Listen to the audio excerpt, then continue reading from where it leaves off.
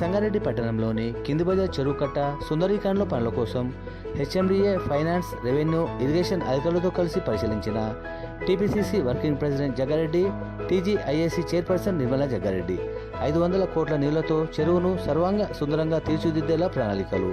త్వరలో సీఎం రేవంత్ రెడ్డి చేతుల మీదుగా పనులకు శంకుస్థాపన చేయిస్తామన్న TPCC working president Jaggareddy.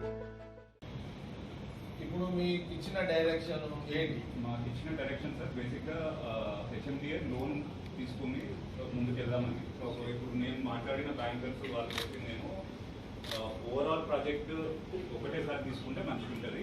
Minimum 500 crores ఆ టైప్ ప్రాజెక్ట్ ఉంటే లోన్ ఇవ్వడానికి ఒకటి. సెకండ్, ఇట్లా ఓవరాల్ ప్రాజెక్ట్ డెవలప్ అయితే దాని చుట్టుపక్కల ఏరియాస్ ఐడెంటిఫై చేసి డెవలప్ చేస్తే దాని నుంచి వచ్చే రెవెన్యూస్ ని మనము లోన్ రీపేమెంట్ కోసం దానికి వాడతాం. మంచి ఆలోచన. సో ఇప్పుడు మేము మళ్ళీ వెళ్ళి హెచ్ఎండిఆర్తో మాట్లాడింది ఓవరాల్ ఇంటిగ్రేటెడ్ ప్రాజెక్ట్ అని చేద్దాం సార్. ఫేజ్ 1 ఫేజ్ 2 దానికి ఎట్లా వెళ్దాము అనేది ఇంటిగ్రేటెడే కరెక్ట్. వెంకట్, నువ్వు మైండ్ లెక్క తీసేసేయి. నువ్వు 150 కోట్ల తీసేసేయి.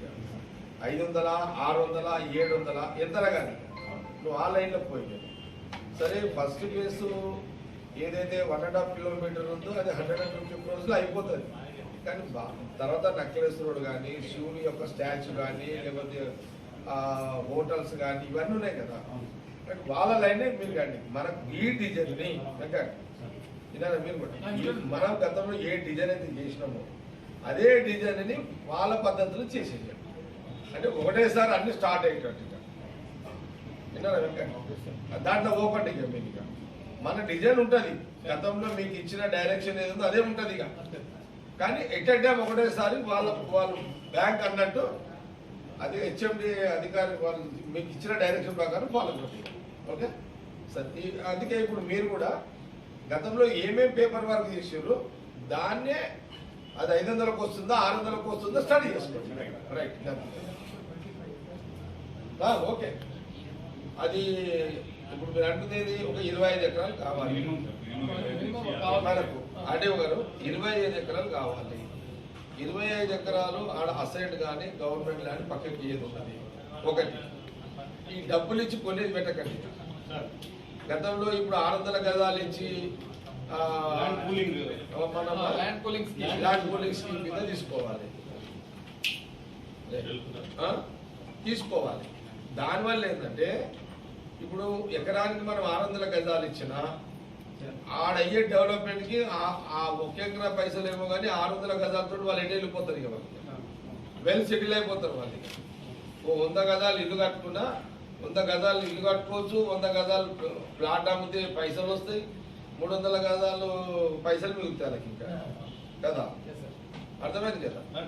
ఇది లైన్. ఇక ఆ లైన్ లో కూడా వర్కౌట్ ఈ టౌన్ ఈ యొక్క రౌండ్ టేబుల్ సమావేశంలో కొలిక్కి రావాలి. ఇక మళ్ళా తర్వాత రేపు అనేది 3వ. ఇప్పుడు ఫస్ట్ ఇదంతా అయిపోయిన తర్వాత సైడ్ విజిట్ ఉంటుంది కట్ట. నేను కలెక్టర్ గారు కూడా చెప్పిన 4-5 గంటలకు ఆయన కూడా మీద తెప్పించుకోండి. మళ్ళీ ఆడ కూడా కూర్చుంటాం. కలెక్టర్ గారు కూడా చెప్పింది. Okay procedure. మనకి ఫ్యూచర్లో ఎక్కువ 100 acres మనం ఆ స్కేల్ ఆఫ్ డెవలప్మెంట్ రాలేదు. అంటే ఒక హోటల్ కట్టి రిసార్ట్ కట్టి నేచర్కి దగ్గరగా ఉన్నది ఒక ఎక్స్పీరియన్స్ వాటర్ క్లీన్ వాటర్ అట్లాంటివి చేస్తే అప్పుడు మనం బిల్డింగ్ కట్టి హోటల్ కట్టి తినాలి. దాన్ని మనకు 5 ఎకరాలు ఉంటే దాని నుంచి ఎక్కువ ఏం చేయాలి. అందుకని 10 ఎకరాల కంటే ఎక్కువ రాదు. సో ఆ స్కీమ్లో చేయాలంటే మనకి ల్యాండ్ ఇంపార్టెంట్.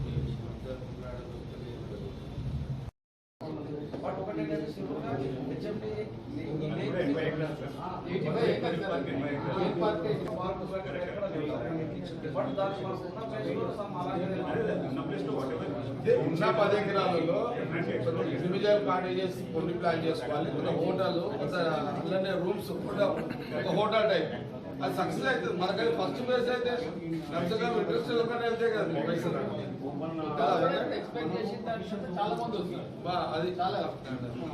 తర్వాత మనం సెకండ్ ప్లేస్ ఏం చేయాలో మళ్ళీ చేస్తాం. ముందైతే మూవ్ కావాలి కదా.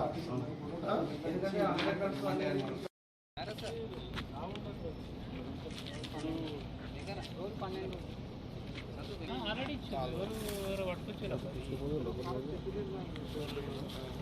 మనకు మొత్తం యాక్చువల్గా ఇది ఒక ఎకరం నుంచి ఎకరం లోన్ ఇక్కడ ట్రైన్ పోతుంది ఎందుకంటే ఫోన్లో స్విచ్ ఆఫ్ ఉన్నారు కాలువ మళ్ళీ తగ్గియకుండా ఈ రాకపోయాక స్పేస్ ఇది కలుపుకోనే కదా కలుపుకొని రోడ్ అవుతున్నా కదా రోడ్ ఇస్తానే కదా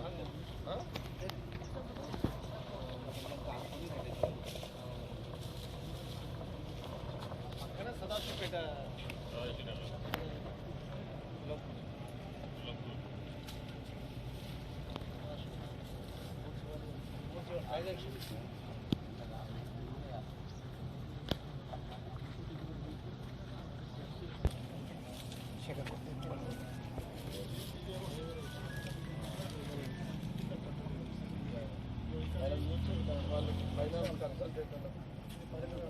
అవతల 2 ఎకరాలు వస్తాయి దాని అవతల ఓవరాల్గా ఈ బెల్ట్లోనే మీకు 10 ఎకరాలు వస్తుంది ఆ రోడ్ కూడా వస్తుంది మెయిన్ రోడ్ కూడా వస్తుంది మెయిన్ రోడ్ కూడా ఉంటుంది ఇప్పుడు దానికి మనకి ఇదొక రోడ్ అవుతుంది అదొక చుట్టుపేట రోడ్ అవుతుంది ఇదొక రోడ్ ఉంటుంది కనెక్టివిటీ బాగుంటుంది ఇది టోటల్గా మనకు 10 ఏకర్స్ వస్తుంది 10 ఏకర్స్ వస్తుంది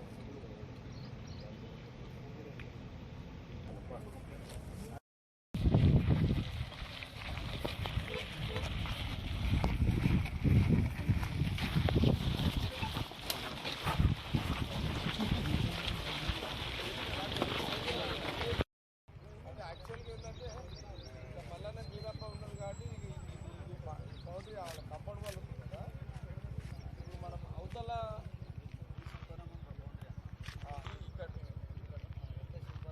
ఇక్కడ నుంచి ఎన్ని ఎకరాలు వస్తుంది మనం చెప్పండి కరెక్ట్గా మీరు ఎంఆర్ఓ న్యాయం చేయండి ఇది లేదనుకోండి నాకు చెప్పి ఇది లేదనుకోండి చెప్పి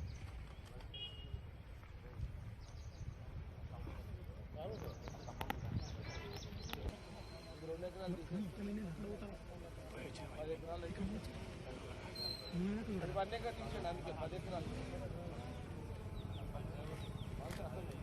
10 ఎకరాలు ఉంటుంది అంటే ఈ యాక్చువల్గా చెరువు ఇదే మెయిన్ స్పాట్ అయితే ఇన్నదా మనము ఒకసారి మనం ఐఐటి ఆ బిల్డింగ్ కనబడుతుంది కొంత జరగండి దొరికారా ఎవరో ఏం భూమి రాది ఎంత ఏం భూమి అది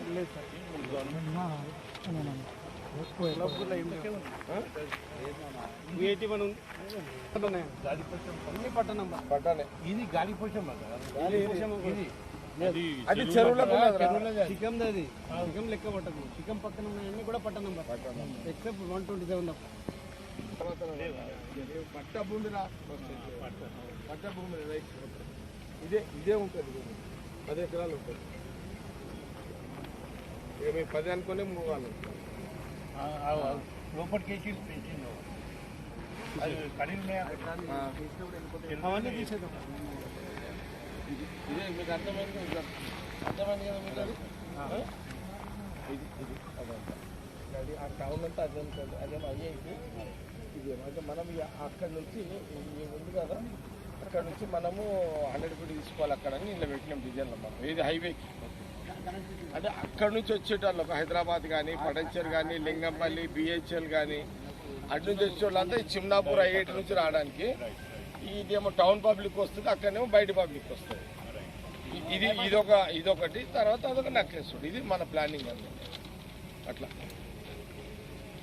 ఇది ఇక మీకు ఐడియా వచ్చింది దీన్ని బట్టి మీరు ప్లాన్ చేసుకోండి ఏరియా మొత్తం అక్కడ మెయిన్ రోడ్ వస్తుంది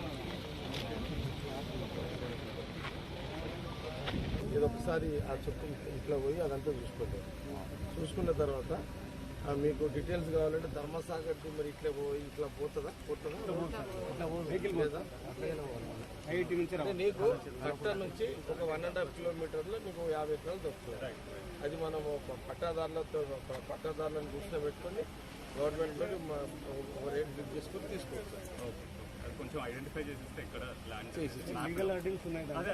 వర్కౌట్ చేస్తే అవుతుంది వాళ్ళకు మ్యాప్ ఇచ్చాడు లొకేషన్ ఇచ్చేసాడు ఓకేనా ఇదే కదా కలెక్టర్ అర్జెంట్ మీటింగ్ క్యాన్సిల్ అయింది ఇదైతే మీరు ప్లానింగ్ చేసుకోండి అంటే ఒక నంబర్ ఒకటి ఇచ్చుకోండి సార్ ఇక తీసుకోండి ఇక మరి